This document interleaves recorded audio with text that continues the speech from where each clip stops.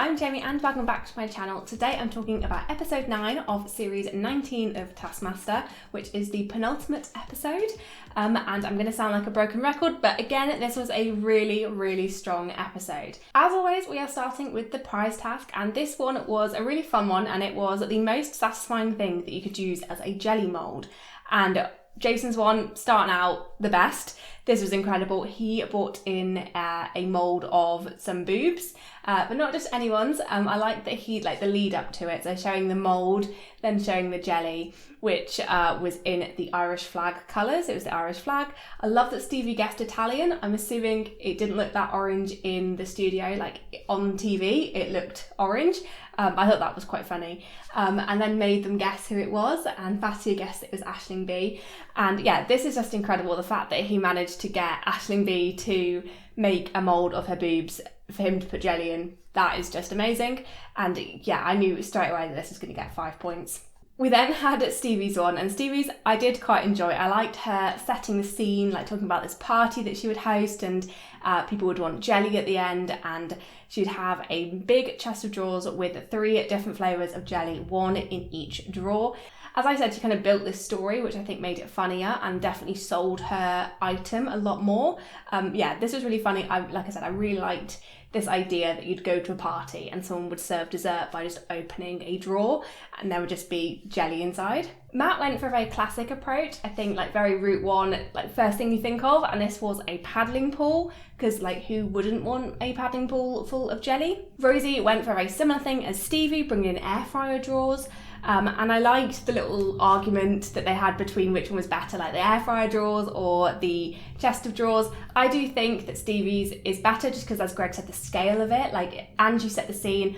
Although I loved Rosie, exclaiming that you could do 3 meals in it, that it would slide out very nicely. So yeah, I liked her trying to argue it, and I do think 1 point is quite harsh, but I do think everybody's prizes were quite good. Fatia brought in a foot mould, and this I thought was funny, the idea of it being jelly, shaped like that is quite funny, and I wish they had done the jelly. The only person who actually did it was Jason, which I'm quite surprised by, because I think that would really sell your item, because it would show you what it would look like. But yeah, this would have been funny if she had done that. But I definitely agree with Fatia, people would want things like that. There are people out there who would be interested in having jelly in the shape of a foot. So the way Greg scored this is he gave Rosie 1 point, Fatia 2 points, Stevie 3, Matt 4, and Jason 5. I do think everybody had quite a strong attempt. There felt a little bit of repetition, just because I would say Stevie, Rosie's and Matt's were all kind of similar.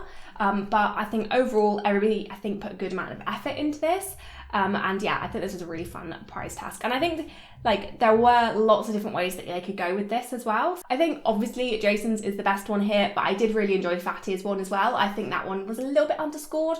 I think just because it was different from everybody else's. As I said, the other 3 were kind of all very similar, so this kind of stood out to me. So on to the first proper task of the episode, and we started off seeing the contestants trying to look for the task, which was taped on their back. I love this trick. It's very simple, but it's a classic. And I love that how long it took for some people to get it, that Alex had to play the hot or cold game with them. And obviously with it being on their back, it just confused me even more, especially Matt. And yeah, I just thought it was really funny. I liked that everybody was a little bit exasperated and was of course it would be on my back. It's a very Taskmaster thing to do. Yeah, this is really good. And we did see Matt find one of the secret tasks, which was the magic mustache that was in the cabinet things. So yeah, I liked seeing that, and I liked him wearing it on his head as well. And the actual task, which related to the task that was on their back, was to place something somewhere surprising. And Greg had to say, oh, how did that get there, in varying levels of enthusiasm and intrigue. And there was a bonus point for the most surprising answer to that question. I really like the way that they showed their attempts. So we saw the item in the place first, and then we were shown how they actually got it there, which is quite good, because you kind of got to think about oh, how did that get on there? You got to play along with Greg as well. So I really liked that aspect of it, which obviously is the only way you could do it, but I just thought it was very entertaining. We started off seeing the croissant on the roof from Fatia, and the bra and pants on the clock from Rosie. Both of these I think were quite classic attempts, I guess, like kind of like the first thing that you would think of, that you'd go for something high up. I think Rosie's would put a little bit more thought in than Fattia's, with the bra and pants being on the clock tower. Like, 'cause if you saw that in real life, I guess you'd ask, why is that on there, rather than how did that get on there? But I thought both of them, even though the attempts weren't that great in terms of like answering that question, I did think it was very funny, especially seeing Fatia try multiple times to get the croissant on the roof and it kept rolling off, and then the crow getting it on the end. Like, I love how the crows are a feature of the house. It's just really cool. I loved also Rosie being like so scared of climbing onto the ladder, and I like that out of all the people to get high up and like not really get onto the roof but get quite high up, it was Rosie and not Jason. I 100% thought Jason would do something with the roof on this one, but he didn't. And Rosie, of course, tried to bribe Greg by writing that she'd give him £50 on the pants, but then made the mistake of just handing him the £50 note and not actually bribing him successfully. Not that he takes bribes, which I think is something that people have tried to do in the past. I think some people have been a bit more successful than others. Yeah, Rosie was not successful in bribing Greg. We then saw Stevie and Matt's attempts. So Stevie's was a tiny basket of little breads, which is so cute, in Alex's mouth, and Matt's was a sofa in the garden. I like that both of these were kind of like opposites of each other. Like Stevie's one, there was loads of questions like, why has Alex got little breads in his mouth? And you would kind of ask a lot of questions, whereas like Matt was like, why is there, like, there's just a sofa in the outside. So like different levels of intrigue, but then they both had a twist, which I really enjoyed. So Stevie's one was using a little pulley system to put the little basket of breads in Alex's mouth while he was lying down, but she had this scene built, which I thought was really cool, and Greg really liked as well, which was like making it look like he was standing up when he was actually lying down. And I thought there was a lot of creativity that went into this one. Matt's, as well, as Greg guessed, he did manically pull the sofa into the garden, which was very fun to watch. But the surprise was that he was in one of the sofa cushions, which I did not see that at all. Like, watching it back, you can definitely see there's something a little bit different with one of the pillows. And I loved him like sliding out of, like, to reveal himself and like sliding off the sofa. Yeah, just really funny, and I loved both of these attempts. Then we had Jason's attempt, and he, for a second time in this episode, brought out a Taskmaster alumni from the same season as Aisling. So Nish Kumar was involved in this task, which I thought was really fun, really surprising. Like, would not have expected that was where this attempt would go. We started off seeing the banana skin in the cupboard, which doesn't really raise that many questions. I love that Greg gave two interpretations of the question, like one if it was a normal person and then the other one that was Jason. And his one was Jason walking through the corridor into the kitchen, opening the cupboard, and then seeing like a half-naked Jason eating a banana. And then the camera comes out and it's actually Nish that is standing in the kitchen, opening the cupboard. I thought this was really fun. I mean, I don't really understand what he was going for, but whenever you bring in a past Taskmaster contestant, I'm going to love it. And it was surprising, so he definitely gets that bonus point. Like, I definitely would have agreed that. So the way that Greg scored this one, I think it's kind of like undeniable scoring. So Fatty gets 1 point, Rosie gets 2, Matt gets 3, and Stevie gets 4. Those are the only ones that I could reckon that you would like debate which way round. But I definitely agree with Greg, because Matt's one, it didn't really answer the question of like, how did that get there, because you knew how it got there. Whereas Stevie's, you could have had like way more different, like a few more different answers of like how it could have got there. And then Jason's, I guess, is surprising, because how did that banana skin get there? You wouldn't have guessed that Nish Kumar was involved.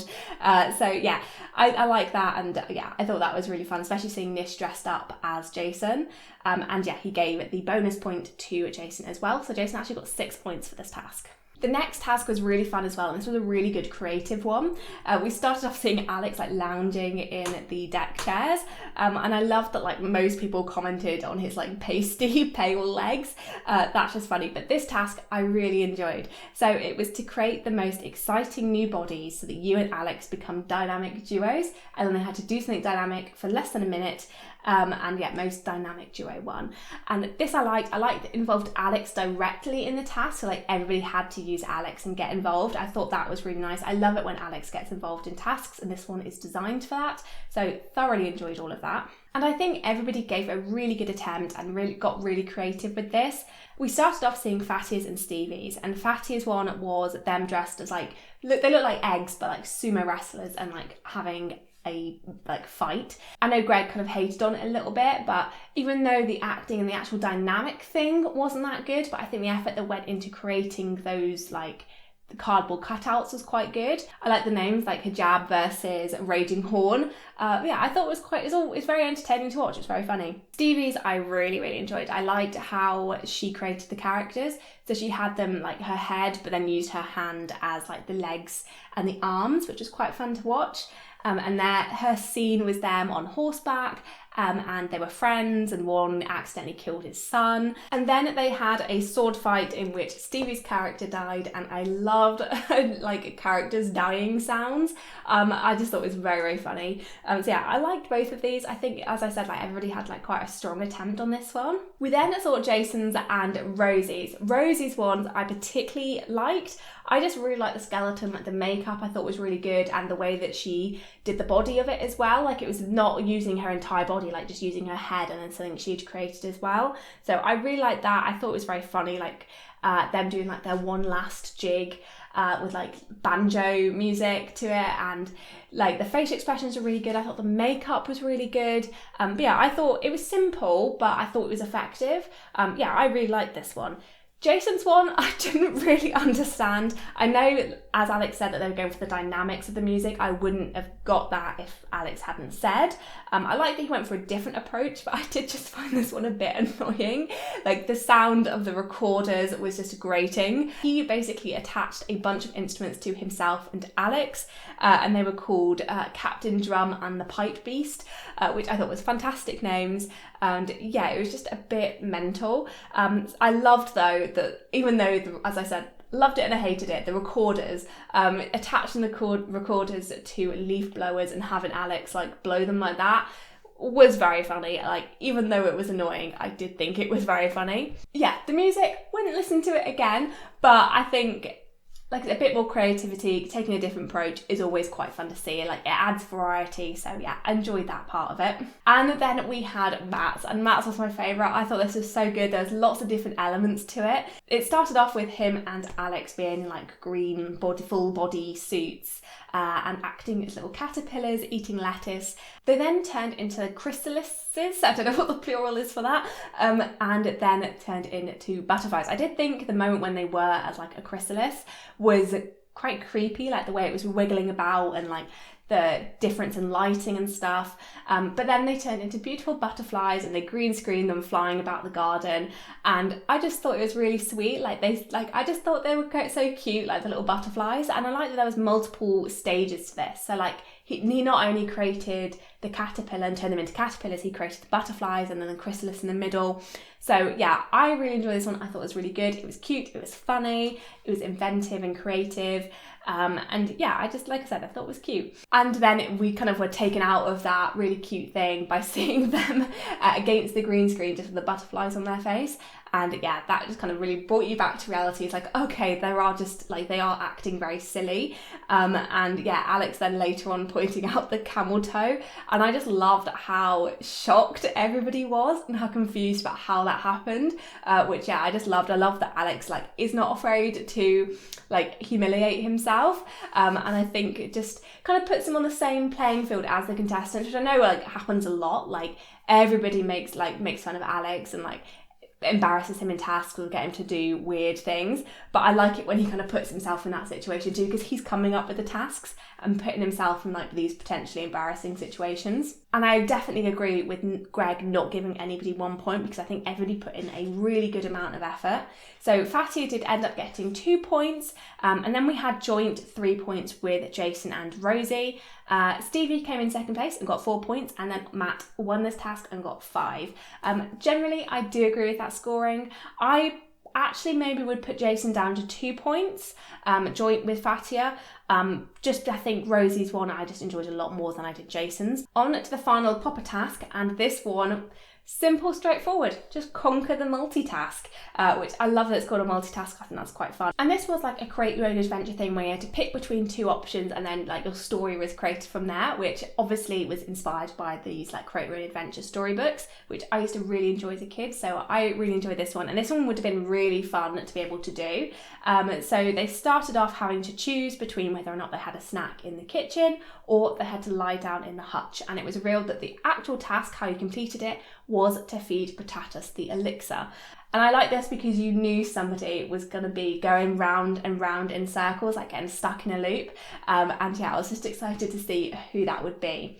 We started off seeing Fatia and Jason, and both of them did really, really well. Like, I think obviously there is an element to luck in this task, but there is an element of paying attention to what's going around you, thinking of different ways that you can go about it. So they just followed it as normal, which I guess would be what you would do, but they both found like the code underneath the cookie, both took note of the code, and yeah, just went about the task. Very simple. I liked all the different little tasks they had to do, which was like building like the Taskmaster house out of like building blocks, like sweeping up all the mess. They had to pick a drink to drink or dress up as a certain person that they had displayed. And I am very impressed by how quickly things were replenished by the crew. So like the drinks were replenished, there was snacks and mess again every time they went back into the kitchen. I think Fatia went into like the least amount of rooms that you possibly could to complete the task, because she had to go back and get the elixir once she realised like the actual task, because she knew what the code was, so she didn't have to go back to that, but she did need to go back and get the drink. But she realised that she could just put her hand through the caravan and get it, which is ingenious. Like, I don't even think she went into all the rooms that you could go into. Jason, however, again, very, very good, but didn't think about the idea of trying to get something out of the room without going into it. So he had to dress up as another character, which obviously would waste time. But overall, both of them were very quick and it was very impressive to watch.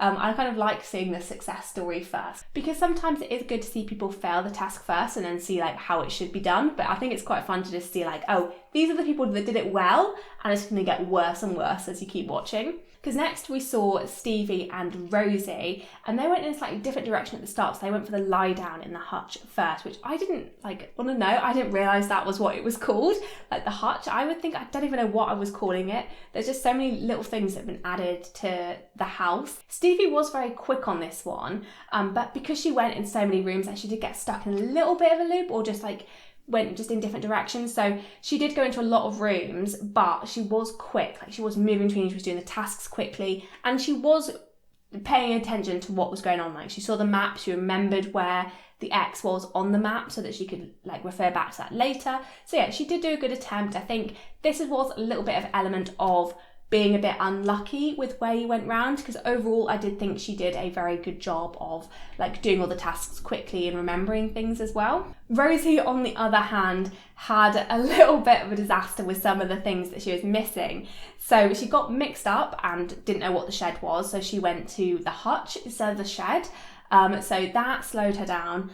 She also didn't see the map that was right next to her, but I liked how kind of smug she was with thinking, oh, I'm gonna have to remember to fold that map later. And I liked that Alex like didn't help her at all. Like, he just kind of let her go on with it, which was quite funny. She got scared by the balloon that she had to pop. So yeah, it didn't quite go that well for Rosie. She took half an hour to complete the task, but it was very entertaining to watch. And one thing about the balloon as well, like, why did Stevie lick her finger before popping the balloon?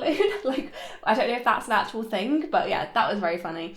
Both of their attempts just seemed very messy and chaotic. They had to do a lot of things, they got dressed up a lot, but as I said, it was very entertaining to see them do all the little tasks, like dancing in the domes dressed as judges, which is really funny to watch. So yeah, I really enjoyed both of their attempts. And then finally we had Matt, who I felt bad for him, but it was so funny. He had like even more of a disaster on this one, because he just was not stopping to look at what was around him. Because as Greg later said, like, oh, was it like just bad luck, or were you an idiot? And yeah, he was just being so quick, which normally is an advantage. Like, normally it's really good to move quickly.